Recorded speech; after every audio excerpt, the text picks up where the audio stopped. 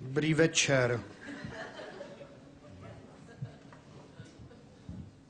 Se jmenuji Karel a jsem přišel vyprávět, jak se doma koukám na televizi. Ale nesmíte se mi smát, protože já si pak vzpomenu, jak jsem chodil do školy a tam se mi smály děti a říkali mi, že jsem debil. A maminka mi doma říkala, že to není pravda, ale vysvětlovala to hrozně složitě, takže si myslím, že jenom trošičku. A tak teď doma můžu koukat na televizi, protože mě z úřadu posílají hodně peněz. Já teda nevím proč, protože je neznám. Až jednou přišel domů tatínek a říkal, že na úřadě dělají samý debilové. Tak asi proto. Tak jsem řekl mamince, že tam chci taky dělat. Tak mi řekla, že na to jsem debil zas až moc.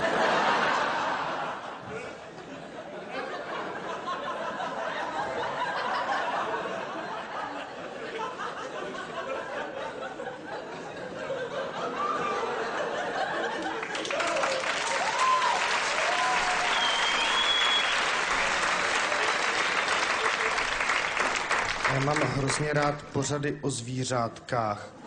A tak koukám na National Geographic. Oni tam mluví cizinsky, ale je to tam pod tím napsaný a já umím číst.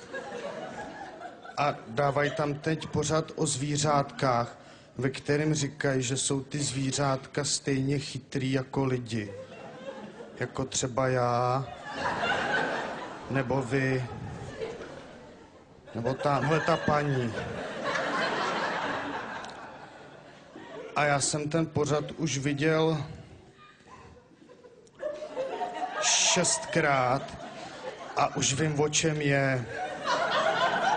A ukazovali tam ptáčky, vlastně to byli vrabčáci, že se chovají jako lidi. I když nemají ruce, tak na sebe pískají a ukazují křídlama. Tam takhle seděla vrabčice na větvi a přilítnul k ní vrabčák. A chvilku na sebe koukali a pak vrabčák udělal, jakože jí zdraví. A vrabčice na něj, že ho taky zdraví. A vrabčák, jakože s ní chce chodit. A vrabčice, jakože prej ne. A vrabčák udělal jako proč. A vrabčice udělala. A to jsem úplně nepochopil, i když jsem to viděl už 12krát. Ale psali tam něco, že má nějaký svůj cyklus. A to nevím, co znamená, tak si myslím, že tam měli chybu, že tam má být napsáno cirkus. Protože když jsem byl s rodičema v cirkuse, tak tam nahoře taky lítali vrabčáci. Tak jsem jim to psal, ale ještě to neopravili. A vrabčák pak hnedka odlítnul a to je prej stejný jako u mužů, ty taky prej hned odejdou. Tak nevím. A druhý den tam zase seděla vrabčice a zase přilítnul vrabčák a zase. A vrabčice. A vrabčák. A vrabčice. A vrabčák. A vrabčice. Cirkus.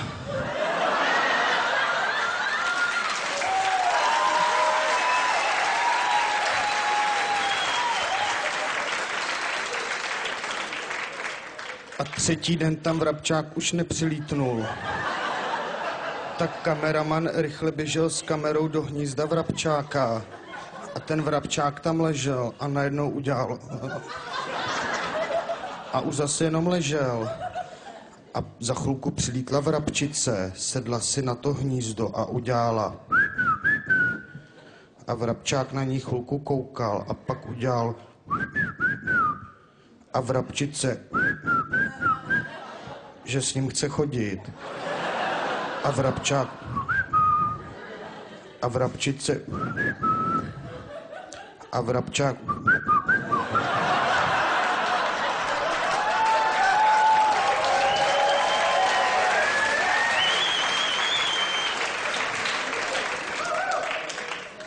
ale to vám nebudu vysvětlovat, protože to je sprostý. Ale taky jsem to zkoušel. A je to hezký. Ale žádná vrabčice nepřilítla. Ale přišla máma. A řekla mi, že jsem prase. Tak jsem jí řekl, že nejsem prase, že jsem vrabčák.